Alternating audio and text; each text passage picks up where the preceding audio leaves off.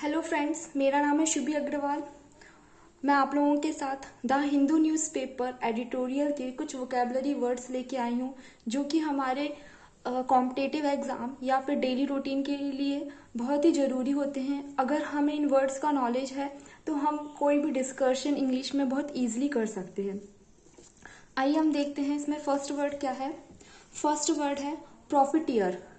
आप लोगों ने वर्ड सुना होगा प्रॉफिट।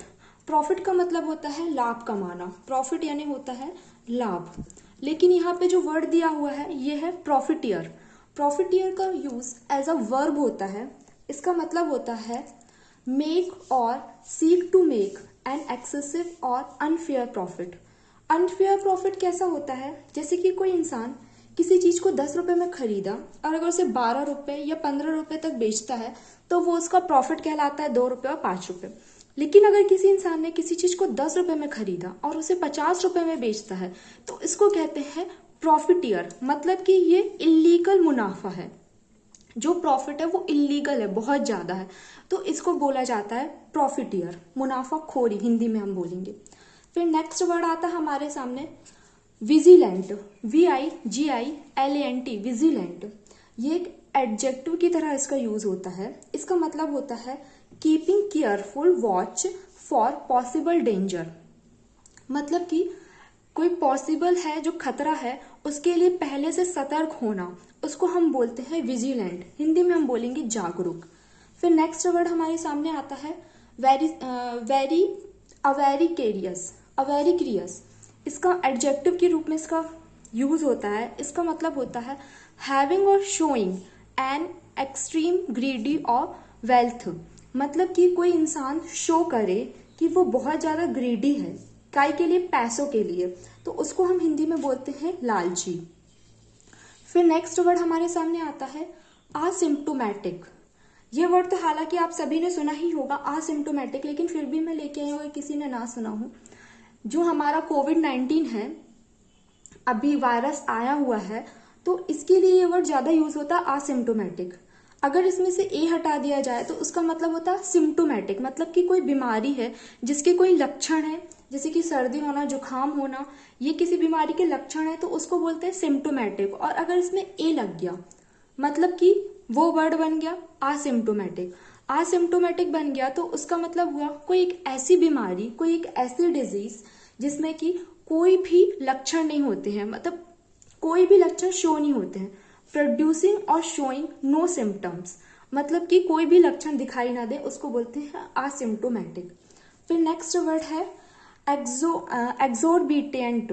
एक्सोर्बिटेंट ये एक एडजेक्टिव की तरह यूज होता है। इसका मतलब होता है अनरीजनेबल हाई। मतलब कि कोई भी चीज है उसके रेट या फिर किसी भी चीज में बहुत ज्यादा अत्याधिक हो कोई भी चीज, उसको हम बोलते हैं एक्सॉर्बिटेंट। फिर नेक्स्ट वर्ड हमारे सामने आते हैं। नेक्स्ट वर्ड हमारे सामने है टेम्पर। TEMPER। आप सबने ये वर्ड सुना ही होगा टेम्पर, लेकिन इसका एक्चुअल मतलब हमें नहीं पता होता। इसका यूज एज अ नाउन होता है और इसका मतलब होता है a person state of mind seen in term of their being angry और काम। मतलब कि एक पर्सन की जो स्टेट ऑफ माइंड होती है, जो उसकी मनोस्थिति होती है, उसको कहा जाता है टेम्पर। वो एंग्री भी हो सकती है और काम भी हो सकती है। लेकिन जब हम टेम्पर का यूज करते हैं तो ज्यादातर हम लोग को ये मतलब पता होता है टेम्पर हाई, यानी किसी का टेम्पर हाई है मतलब कि वो गुस्सा है। लेकिन टेम्पर का मतलब सिर्फ एक मनोस्थिति होती है जो कि एंग्री भी हो सकती है और काम भी हो सकती है। नेक्स्ट वर्ड हमारे सामने आता है गास्प। GASP, gasp. ये एक वर्ब की तरह यूज होता है।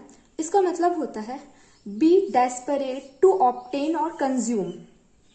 मतलब कि किसी भी चीज को पाने के लिए, किसी भी चीज को पाने के लिए बहुत ज्यादा डेस्परेट होना, उसको हम बोलते हैं गास्प। कोई भी इंसान है, कोई किसी चीज को पाना चाहता है, वो अपना एम पाना चाहता है, तो उसके लिए बहुत ज्यादा वो डेस्परेट है, उसको हम बोलेंगे इंग्लिश में गास्प।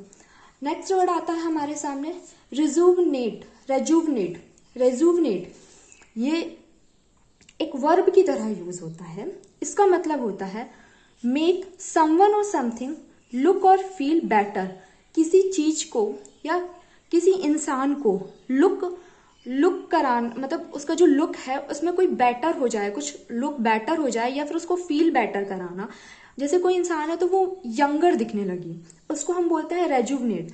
जैसे आपने सुना होगा घरों का रिनोवेशन होता है, उसी तरीके से ये वर्ड यूज हुआ है। इसका यूज ज्यादातर पॉलिसी को लेकर होता है, रेजुवनेट।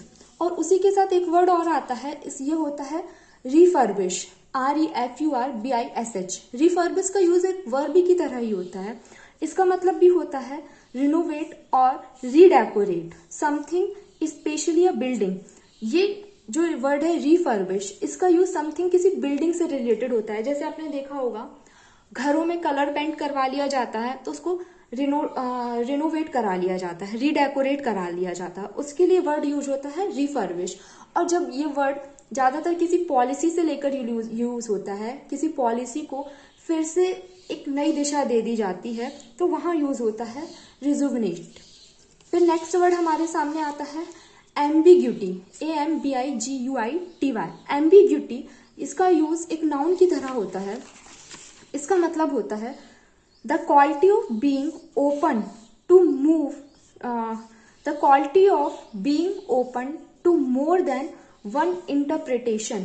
मतलब कि कोई भी चीज है, कोई भी पॉलिसी है, उसका जो मतलब निकल के आता है वो सिर्फ एक नहीं आता है, दो तीन चीजें उसकी मीनिंग निकल के आती हैं। मतलब कि जब किसी भी चीज की दो तीन मीनिंग निकल के आएंगी तो वो स्पष्ट नहीं होगा, अस्पष्ट होगा।